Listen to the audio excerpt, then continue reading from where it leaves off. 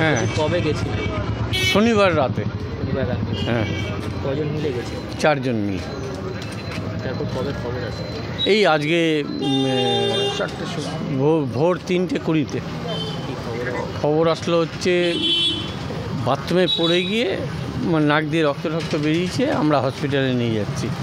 তারপরে next phone expire করে গেছে। আপনাদের বাড়ির তরফ থেকে কেউ গেছে?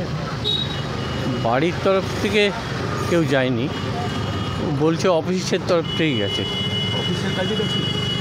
না না, অফিসের কাজে না, বেড়াতে গেছে। কলিগরা গেছিল, কলিগরা 4 জন কলিগ একসাথে গেছে। অফিসের লোক ওদের ব্রাঞ্চ আছে শিলিগুড়িতে, সেই ব্রাঞ্চের 2 জন গেছে। বাড়ির থেকে বলছে এখান থেকে বাই রিটেন আমরা সই করে দিয়েছি যাতে পোস্টমর্টম হয় এবং বডি যাতে হ্যান্ডওভার করতে পারে। আপনার মেয়ে কি আর্নিং মেম্বার? হ্যাঁ হ্যাঁ, আমার আর্নিং মানে এই যে কবে গেছিল? ওরা স্যাটারডে গেছিল, স্যাটারডে, শনিবার। এর আগেও কি এরকম ঘোরার নেশা? হ্যাঁ হ্যাঁ, অনেক ঘুরতে গেছে।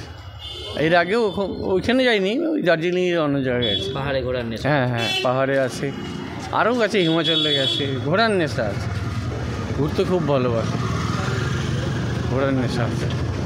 আমার নাম অমিত ঘোষ। জানানো হলো যে এই ঘটনা হয়েছে।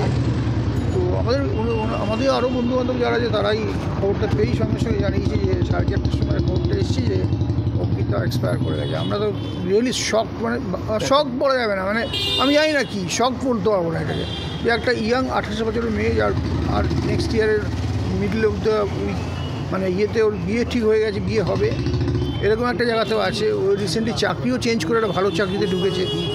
এই একটা এইচডিএফসি ব্যাংক ছেড়ে বাজাজ ফিনসার্ভে জয়েন করেছে। আমরা খুব আনন্দে ছিলাম যে মেয়েটা গ্রোথ করছে।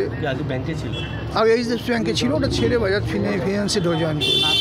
খুব ভালো পোস্টে চাকরি করে, খুব ভালো একটা বেতনও পায়, স্যালারিটার প্যাকেজটাও ভালো ছিল। আমরা সকলে খুব খুশি ছিলাম ব্যাপারটা নিয়ে, কারণ she was the only earning member of the family, right? বিয়ের একটা কথাবার্তা চলছিল আর কি। এখন বুঝতেই পারছেন এই অবস্থায় কথা বলার মতো অবস্থা আমরা নেই। আপনার নাম?